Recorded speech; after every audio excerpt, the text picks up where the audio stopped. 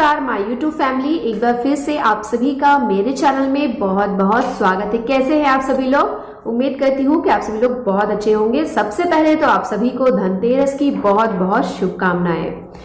तो आज की वीडियो में हम बात करने वाले हैं सूर्य ग्रहण। जी हाँ, जो कि दिवाली के अगले दिन 24 तारीख को दिवाली है और 25 अक्टूबर को सूर्य ग्रहण लगने वाला है। इस टॉपिक में मैं एक बार कब लगने वाला है, कहाँ कहाँ ये दिखने वाला है, कहाँ ये नहीं दिखेगा, क्या इसका प्रभाव पड़ने वाला है, तो ये ऑलरेडी एक बार मैं अपने चैनल पे इससे रिलेटेड वीडियो अपलोड कर चुकी हूँ। आज की वीडियो में हम सिर्फ इस टॉपिक पे बात करने वाले हैं कि जो गर्भवती महिलाएं हैं उनके ऊपर क्या प्रभाव पड़ेगा, उन्हें क्या क्या सावधानियां रखनी है सूर्य ग्रहण के दौरान। क्योंकि देखिए, बहुत कुछ लोग ये सोचते हैं कि ये खगोलीय घटना है और कुछ लोग इस सूर्य ग्रहण के नियमों को पालन करते हैं। तो गर्भवती महिलाओं को जो सूर्य ग्रहण के दिन है कुछ ऐसी सावधानियां रखनी है जिससे आप जरूर उन सावधानियों को आप रखें, नहीं तो फिर देखिए कुछ असर इसका तो पड़ता है। क्योंकि जब सूर्य ग्रहण लगता है तो वातावरण थोड़ा सा चेंज होता है, वो रेडिएशन निकलते हैं जो कि गर्भवती महिला जो कि के लिए बहुत ही ज्यादा हानिकारक होते हैं। तो आज मैं बताऊंगी कि कौन कौन सी गर्भवती महिला को उन सावधानियों को मानना है। और ये हमारे जो पुराने जो बुजुर्ग लोग हैं उन लोगों का बहुत सारी बातें थी सूर्य ग्रहण में, गर्भवती महिलाओं के लिए बहुत सारे नियम थे। तो देखिए, सारे नियम तो आज इस टाइम पे मानना मुश्किल है, लेकिन कुछ नियमों का पालन आप कर सकते हैं। तो चलिए अभी हम वीडियो को आपको सूर्य ग्रहण के दौरान आपको किसी भी नुकीली चीज जैसे कि आपका पेन, पेंसिल, चाकू, छुरी, किसी भी नुकीली चीज का इस्तेमाल आपको सूर्य ग्रहण के दौरान नहीं करना चाहिए। क्योंकि कहा जाता है कि अगर आप इन चीजों का इस्तेमाल करती हैं तो आपका बच्चा जो है अंधा पैदा हो सकता है, आपके बच्चे का कोई अंग कटा हुआ पैदा हो सकता है। तो इसीलिए सूर्य ग्रहण के दौरान आपको किसी भी नुकीली चीज का इस्तेमाल नहीं करना है। अब बात करते हैं दूसरी चीज की कि सूर्य ग्रहण के दौरान आपको ना किचन में बिल्कुल भी नहीं जाना है। गर्भवती महिला को किचन में बिल्कुल भी नहीं जाना है, ना ही उन्हें खाना बनाना है और सूर्य ग्रहण के दौरान ना ही आपको कुछ खाना है।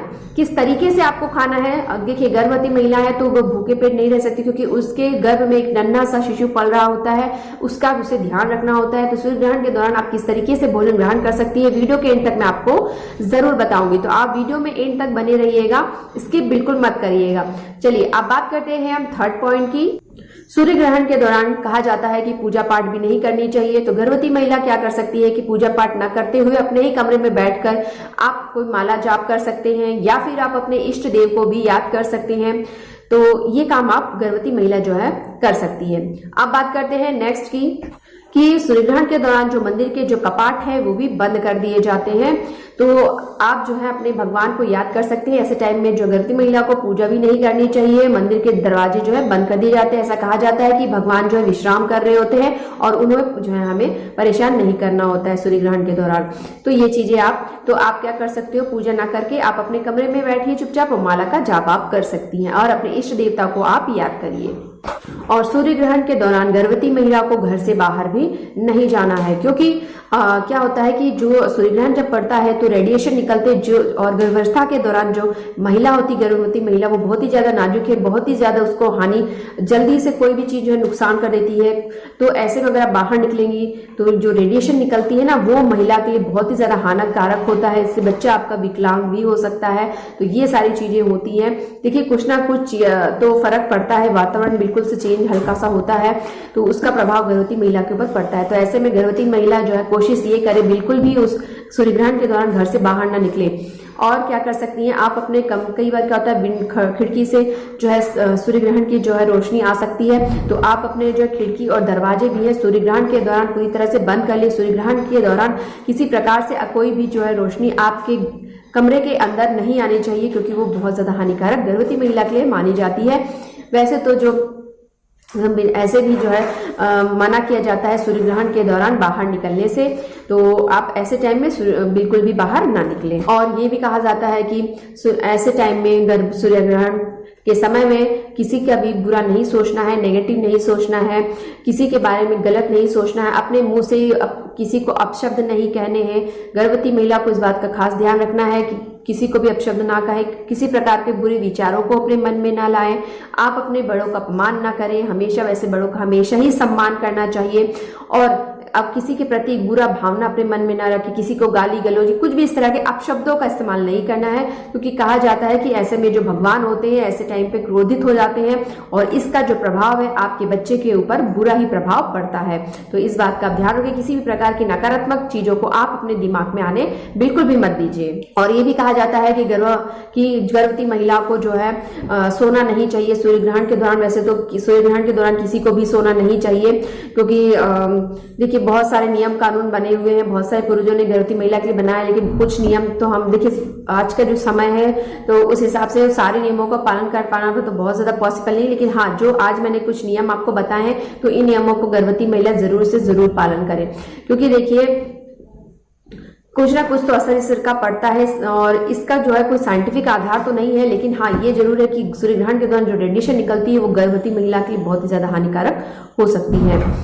अब बात करते हैं कि अगर जैसे गर्भवती हैं आप, तो आप बिल्कुल भूखे पेट आप नहीं रह सकती हैं, पानी वगैरह आपको पीना ही है, थोड़ा बहुत आप खाना पीना करेगी तभी आपके बच्चे को मिलेगा, क्योंकि इसका अगर आप कुछ खाएंगे पिएंगे नहीं तो इसका असर जो आपके बच्चे पे पड़ेगा। तो आप क्या कर सकती हैं कि आप जो है पानी पिए तो उसमें तुलसी का पत्ता डाल सकती हैं, आप जो खा रही हैं पी रही हैं उसमें भी आप थोड़ा सा तुलसी का पत्ता डाल लीजिए, कि तुलसी के पत्ते में तो आपको पता है वैसे भी एंटीबैक्टीरियल गुण होते हैं, बहुत ही जो गुणकारी होता है, बहुत ही फायदेमंद होता है तुलसी का पत्ता। तो ये क्या होता है, जो अशुद्ध भोजन हो जाता है सूर्य ग्रहण के दौरान तो ये उसको भी शुद्ध करता है, जो भी बैक्टीरिया वगैरह जो निकलते हैं, जो भी हानिकारक चीजें होती हैं तो वो तुलसी का पत्ता डाल करके गर्भवती महिला खा सकती है, जिससे कि वो भोजन जो होते हैं वो शुद्ध हो जाता है। और सूर्य ग्रहण समाप्त होते ही आप कुछ दान दक्षिणा कर सकते हैं, आप गरीबों में बांट सकते हैं, कुछ ना कुछ आप मंदिर में जाकर दान कर सकते हैं। तो वैसे भी आप गर्भवती हैं, यदि गर्भवती महिला के हाथ से दान किया जाए तो बहुत अच्छा माना जाता है। तो सूर्य ग्रहण समाप्त होने के बाद आप दान भी कर सकती हैं, क्योंकि आप गरीबों को दान देंगे तो गरीब जो है आपको आशीर्वाद देंगे और वो आशीर्वाद आपके बच्चे और आपके लिए बहुत अच्छा होगा। तो आप ये काम ये भी कर सकते हैं, जैसे ही सूर्य ग्रहण कर सकता है आप दान दक्षिणा वाला काम भी कर सकते हैं। एक काम और कर सकते हैं, सूर्य ग्रहण के दौरान आप एक नारियल को अपने पास रख सकते हैं, क्योंकि कहा जाता है कि जो नारियल होता है वो जो नकारात्मक ऊर्जा होती है, नकारात्मक शक्तियां होती है, उसके प्रभाव को ये काटता है। और जैसे ही सूर्य ग्रहण समाप्त होता है तो आप इस नारियल को जाकर के कहीं भी विसर्जित कर सकते हैं। तो ये काम भी आप कर सकते हैं।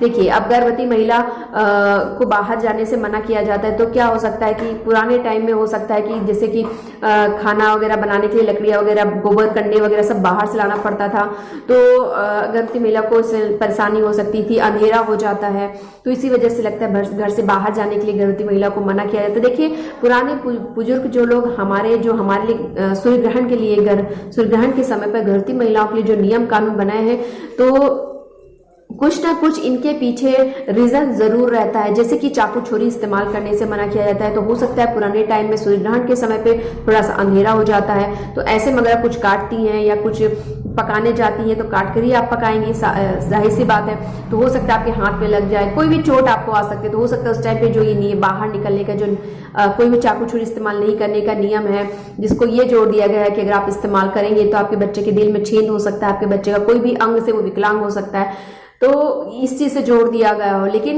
रीजन ये हो सकता है पुराने टाइम में कि यही कि हाथ वगैरह में चोट न लग जाए। तो देखिए सारी चीजों को गर्भवती महिला जरूर माने, क्योंकि कहीं ना कहीं उसका कुछ ना कुछ पीछे उसके कुछ ना कुछ फायदे जरूर होते हैं। तो आई होप कि आपको मेरी आज की वीडियो पसंद आई हो। लाइक करिए, शेयर करिए, न्यू है तो चैनल को सब्सक्राइब कर लीजिए, बेल बटन को प्रेस कर लीजिए। कोई रिक्वेस्ट या सजेशन तो कमेंट सेक्शन में कमेंट करके आप मुझसे पूछ सकते हैं। तो चलिए अब मैं आपसे मिलूंगी अपने एक और अच्छे से वीडियो के साथ। जय हिंद, वंदे मातरम।